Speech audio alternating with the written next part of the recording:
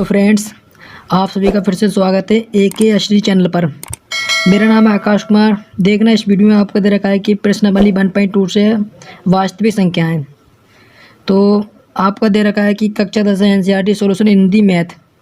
तो आपका मैंने अगली वीडियो में आपको बता दें है कि 1 से 2 तक सवाल बता दें आपके प्रश्नावली 2 के 1.2 के बता दें आपके 1 से 2 तक के आपके मैंने प्रश्न के सवाल आपको बता दें हैं। इस वीडियो में आपको तीसरे प्रश्न के सवाल बताने वाला हूं और ध्यान से देखिए, वीडियो को पूरा देखें, वीडियो को स्किप ना करें। वीडियो को तुमने कट कर दिया, स्किप कर दिया तो आपको वीडियो बिल्कुल भी समझ नहीं आ सकती। और ध्यान से देखें वीडियो, और वीडियो पसंद आए तो लाइक करें, शेयर करें, कमेंट करें, और हमारे चैनल पर नए हैं तो चैनल को सब्सक्राइब कीजिए और बेल आइकन को प्रेस कीजिए। तो फ्रेंड्स, मैं वीडियो स्टार्ट करता हूँ, ध्यान से देखना। तो आपको दे रखा है कि तीसरे का जो आपका तीसरा प्रश्न दे रखा है, तीसरे का पहला।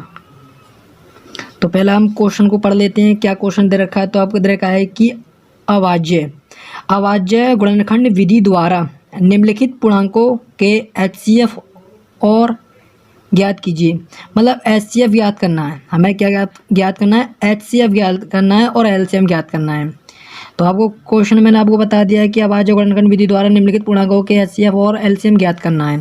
तो आपका क्वेश्चन आपका दे रखा है कि 3 अंकों का जो आपका सवाल दे रखा है। अंक देखना आप क्या क्या हैं। ये अंक दे रखे हैं 12,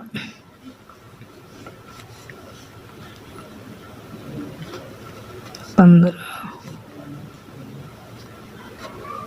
21। हम इनके गुणनखंड करते हैं। तो देखना आपका 12 गुणनखंड करते हैं तो क्या होता है। तो आपको दे रखा है कि 12 गुणनखंड करते हैं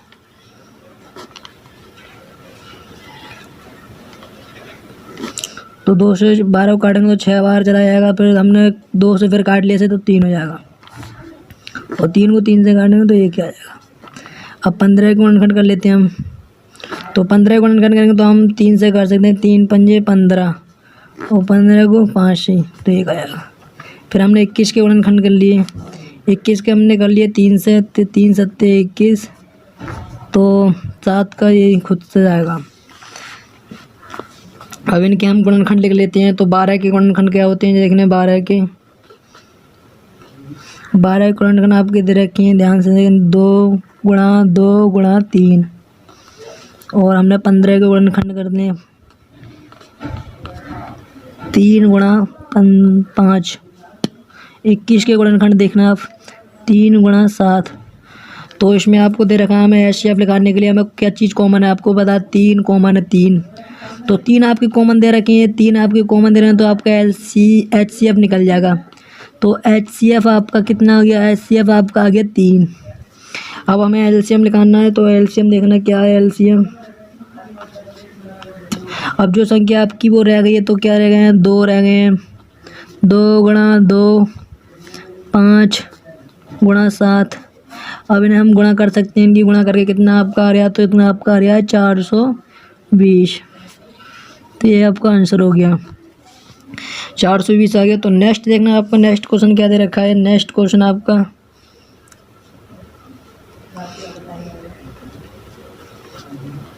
नेक्स्ट आपका अंक दे रखे हैं 17, 23, 29। तो आपको पता है इनके गुणनखंड करते हैं। तो आपको दे रखा है कि 17 के गुणनखंड क्या होंगे। 17 के हमने गुणनखंड तो 17 के तो आपको पता है कि 17 से खुद ही आएंगे बचाएं। फिर आपको पता है कि 23 के हमने करे तो 23 का आपको पता है कि 23 का खुद से आएगा।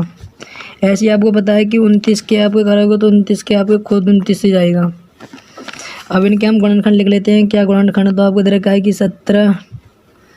तो आपको दे रखा है कि 17 गुणा 1। आपको 23 का देख लेते हैं। 23 का गुणनखंड आपको दे रखा है कि 23 गुणा 1, क्योंकि अब 1 हम अपनी तरफ से लगा सकते हैं। 29 के गुणनखंड देखना तो आपको दे रखा है कि 29 गुणा 1। तो इसमें HCF कितना आ गया? तो HCF आपका आ गया, वैसे HCF आपको पता है कि 1 आ गया। अब इसका LCM निकालना है हमें। तो आपका LCM कितना आ गया देखना ध्यान से। आपको दे रखा है कि 17 × 23 × 29 गुणा करके आपको कितना आ रहा है? गुणा करके आपका आ रहा है 11,339। तो आपका आंसर ये आ गया। आपका एलसीएम भी लिखा गया, एचसीएफ भी लिखा गया, ध्यान से देखना। अब नेक्स्ट क्वेश्चन आपका दे रखा है तीसरा, तीसरे का तीसरा देखना ध्यान से आप। तीसरे का तीसरा देखना अपना क्या दे रखा है, इसका आंसर दे रखा है कि 8 9 25 आपका दे रखा है। तो 8 का हमने एचसीएफ निकाला, 8 का निकालेंगे तो 2 से करेंगे तो 4 आ जाएगा इसका, 2 चौक 8। अब 2 से कर लेंगे तो आपको पता है कि 2 आ जाएगा, 2 से 2 फिर आपका 2 हो जाएगा, बनाएगा। फिर आपका देख रहा है 9 का हमने करा तो आपको पता है कि 3 से करेंगे तो 3 ही कम 3, फिर 3 को हमने करा फिर बना गया। 25 को हमने करा तो आपको पता है कि 5 से हो जाएगा, ऐसा 5 से करेंगे तो आपको पता है 5 आ जाएगा, तो 5 को 5 से करा तो बना जाएगा। अब इसका आपको पता है, इसका हमने वो निकाला, गुणनखंड लिखना होगा। तो आपको दे रखा है कि 8 का हमने गुणनखंड करा तो आपको पता है कि 2 इंटू टू 1 अपनी तरफ से लगा सकते हैं। फिर आपका दे रखा है कितना हमने करा 9 का, 9 का आपको दे रखा है, 9 का आ गया 3 इंटू 1। फिर आपका आ गया 25 का गुणनखंड करते हैं तो आपका 5 इंटू 5 1। तो इसका एचसीएफ कितना आ गया, तो एचसीएफ आपका आ गया, इसका एचसीएफ 1 आ गया। एलसीएम कितना आ गया, आपको पता है एलसीएम कितना आ गया। इसका एलसीएम आपका दे रखा है कि 2 की पावर 3 हो गया, क्योंकि आपको 3 दे रखा है, और 3 की पावर 2 हो जाएगा, 5 की पावर भी 2 हो जाएगा, गुणा करके आपका आ जाएगा 1800।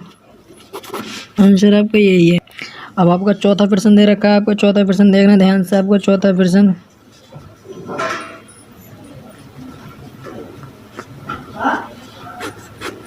चौथा प्रश्न आपका दे रखा है कि एचसीएफ आपको दे रखा है कि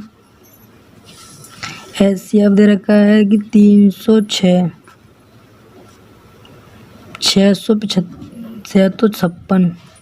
57 सॉरी का आपका 9 दे रखा है। फिर आपका एलसीएम हमें निकालना है, तो आपका दे रखा है कि 306 657 हमें ये ज्ञात करना है। तो हमें आपको पता है कि इसमें एलसीएम आपको ज्ञात करना है। तो एलसीएम देखना, आपका सूत्र आपने देखा होगा, तो सूत्र आप देखना, एचसीएफ गुणा एलसीएम बराबर आपका दे रखा है कि दो संख्याओं का गुणनफल। तो इसमें सवाल में आपको पता है कि 2 संख्याओं का गुणनफल पूछा है, तो 2 संख्याओं का गुणनफल देख रहा है। तो एचसीएफ का आपको पता है कि 9 आ गया, एलसीएम आपका ऐसी आ गया, और आपका दे रखा है कि 306 गुणा 657। तो एलसीएम हमने यहाँ करा 9, इसके 9 हमने इसकी गुणा करके आपको आ जाएगा 20 10 42, इसके बटे में आपको 9 आ जाएगा। तो एलसीएम का आपका ये हो गया। तो आपका इसमें से हमने 9 से भाग करेंगे इसे, 20 10 42 को हमने 9 से भाग करा, तो 20 10 को हमने भाग करा तो आपको पता है कितना आ जाएगा। तो आपका आ जाएगा कि 22 33 8। तो आपका आंसर यही हो जाएगा, ध्यान से देखना, आपका आंसर यही आ गया। आपका नेक्स्ट क्वेश्चन आपका दे रखा है कि 5वां प्रश्न आपका दे रखा है। तो 5वां प्रश्न आप देखना,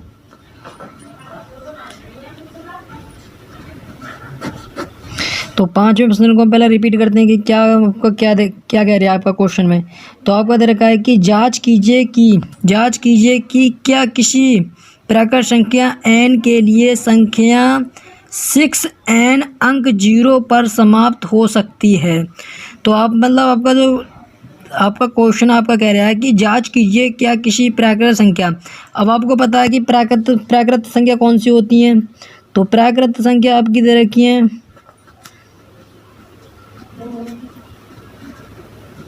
तो प्राकृत संख्या आपकी दे रखी है कि 1 2 3 4 5 6, जो आपकी प्राकृत संख्या दे रखी है। तो आपको दे रखा है कि 0 पे समाप्त हो जाती हैं।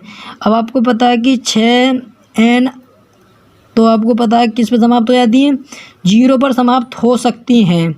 तो इस क्वेश्चन में आपको दे रखा है कि 0 पर समाप्त हो सकती हैं। तो आपका सोल्व देखना, इसका मैं सोल्व करके बताता हूँ। तो आपको लग रहा है कि सोल्व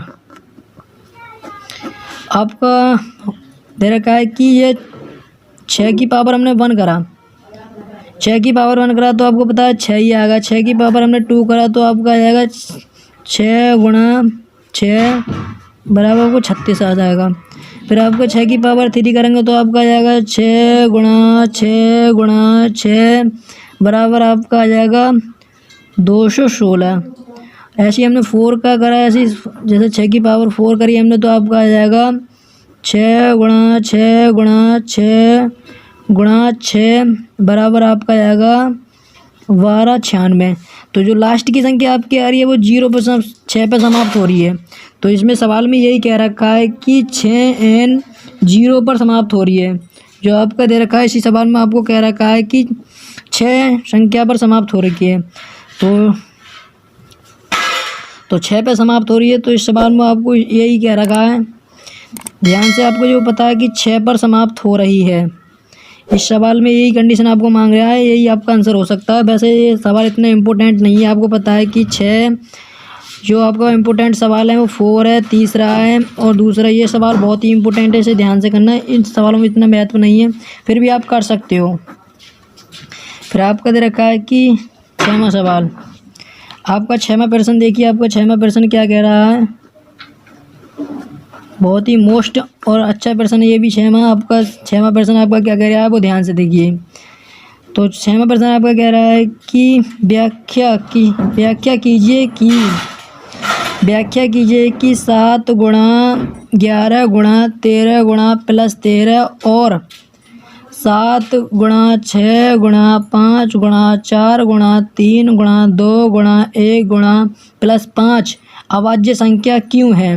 मतलब ये भाज्य संख्या क्यों है, सॉरी भाज्य संख्या पूछ रहा है कि ये भाज्य संख्या क्यों है। तो मैं क्वेश्चन को आपका अंक ये लिख लेता हूँ, क्या अंक दे रखे हैं इसमें। तो आपको दे रखा है कि 7 गुणा 11 गुणा 13 प्लस 13 और आपको दे रखा है कि 7 गुणा 6 गुणा 5 गुणा 4 गुणा 3 गुणा 2 गुणा 1 गुणा प्लस 5। तो आपका ये दे रखा है कि भाज्य संख्या क्यों है, मतलब ये भाज्य संख्या क्यों है। तो आपका 6वां प्रश्न आपका दे रखा है कि 7 गुणा 11 गुणा 13 गुणा प्लस 13 और 7 गुणा 6 गुणा 5 गुणा 4 गुणा 3 गुणा 2 गुणा और 1 गुणा प्लस 5 भाज्य संख्या हैं। मतलब ये पूछ रहा है कि भाज्य संख्या हैं क्यों हैं। तो आपको सोल्व करके बताता हूँ। आपका दे रखा है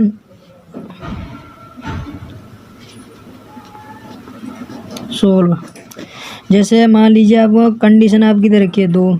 अब ये 2 क्या है, 2 कौन सी संख्या है। अब 2 ये अपनी एक तो 1 से कट सकती है और ये 2 से भी कट सकती है। ये हो गया। जैसे आपका 3 दे रखा है तो 3 दे रखा है आपका 3। अब 3 को हम गुणनखंड करेंगे तो 3 सिर्फ अपने आप से भी कट सकता है, 1 से भी कट सकती है, 1 से भी कट सकती है और 3 से भी कट सकती है, अपने आप से कट सकती है। जैसे हमने 8 ले लिया तो 8 1 से भी कट सकती है, 2 से भी कट सकता है, 4 से भी कट सकता है और अब खुद अपने आप से कर सकती है। तो ये संख्या आपकी दे रखी ये, तो इसे हम मान लेंगे, इसे तो हो जाएगा ये अभाज्य जे। जैसे 2 दे रखा ये भी अभाज्य, ये भी अभाज्य हो सकती है। और ये भी आपकी पता है कि ये होती है भाज्य, क्योंकि ये सब 4-5 संख्या से कट सकती है, इसे भाज्य संख्या भी कह सकते हैं इसे। तो ये भाज्य संख्या हो सकती है क्योंकि ये 2 से भी, 4 से भी और अपने आप से भी और 1 से भी कट सकती है। जैसे सवाल में आपका दे रखा है, जैसे अंक मान लीजिए आपका दे रखा है कि 7 गुणा 11 गुणा 13 प्लस 13 ये दे रखा आपको। तो हमने यहाँ से 13 कॉमन कर लिया, 13 कॉमन करिए तो आपको बचा 11। 7 गुणा 11 प्लस 1 तो 13 आपका ऐसे आएगा। हमने 7 और 13 गुणा करके 77 और 1 प्लस का 78। तो आपको ये 78 दे रखा, हमने 78 के हमने गुणनखंड करे तो ये 78 के 2 से काटेंगे तो आपको पता है कि तो उसे आपके इसकी गुणनखंड हो सकते हैं 78 के गुणनखंड करें तो हमने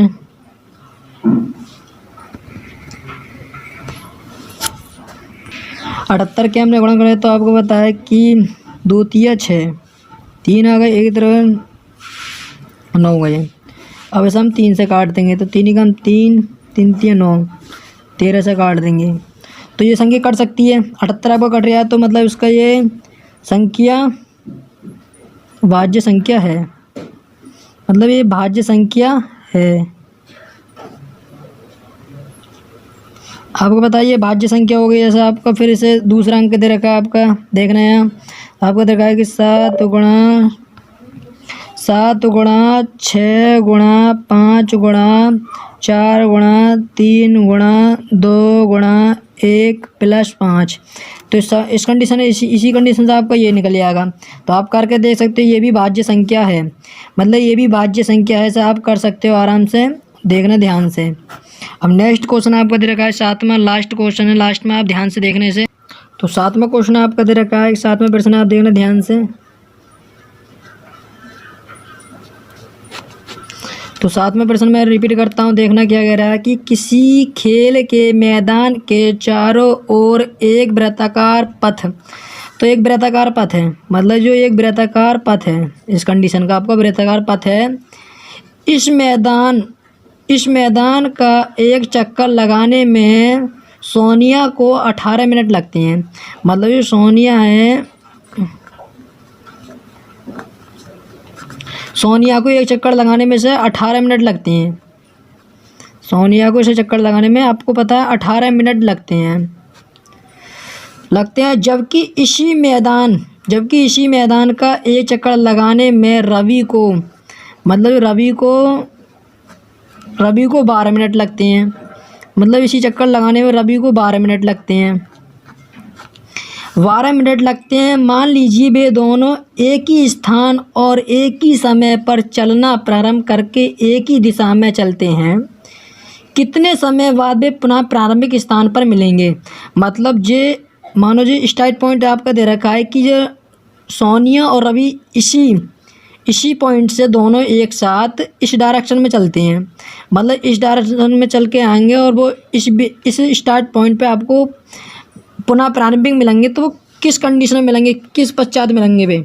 तो इस सवाल में आपको दे रखा है कि किस कंडीशन में आपको मिलेंगे। तो देखना आपका, तो आपको बताया कि हमने इसके 18 के हमने गुणनखंड करे तो हम 2 से कर लेंगे। सोल्व लिखना भूल गए, सॉरी। तो हमने 2 से इसके करे तो आपको पता है कि 9 आ गए। फिर हमने ऐसे 3 से वो करेंगे तो 3 3 9। फिर हमने 12 के वो गुणनखंड करें तो 12 का आपको बताया कि 2 से गुणन करेंगे तो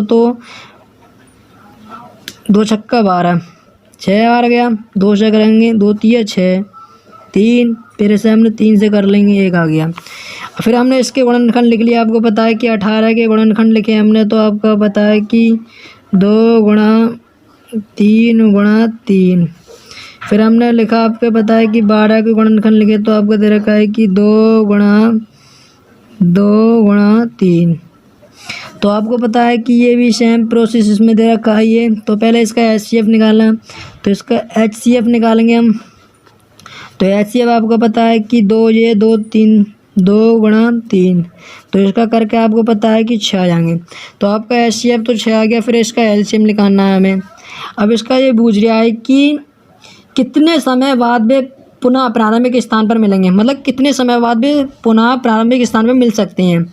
तो देखना आपका LCM निकालेंगे हम इसका, तो ये होगा इसका। तो आपको पता है कि ये तो आपका 2 तो इसमें से ले लेंगे तो 2 गुणा 3 सॉरी, यहाँ हम HCF लिख लेंगे। HCF 6 आ गया। तो 3 दूनी 6 गुणा 6, तो आपको पता है 36 मिनट बाद भी आप मिल सकते हैं। तो आप ऐसे भी लिख सकते हो आपको कि इस प्रकार 36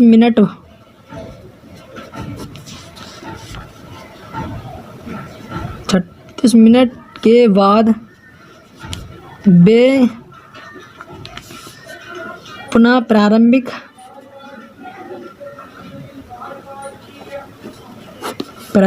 स्थान पर मिलेंगे। सॉरी, मैंने थोड़ा राइटिंग मतलब ऐसे ही आ गया है, आप सही करके आप कर सकते हो। तो इस कंडीशन आप करोगे तो आपका हो सकता है। तो देखना और आप ध्यान से देखना, इस कंडीशन से आप सवाल कर सकते हो। बहुत ही सिंपली सवाल हैं और वीडियो को पूरा देखें, वीडियो को स्किप ना करें। और वीडियो पसंद आए तो यार भाई को थोड़ा लाइक करें, शेयर करें, कमेंट करें। और हमारे चैनल पर नए हैं तो यार चैनल को प्लीज़ सब्सक्राइब कीजिए और थोड़ा सपोर्ट कीजिए। और थोड़ा सवाल मैं और दिखा देता हूँ, देखना ध्यान से।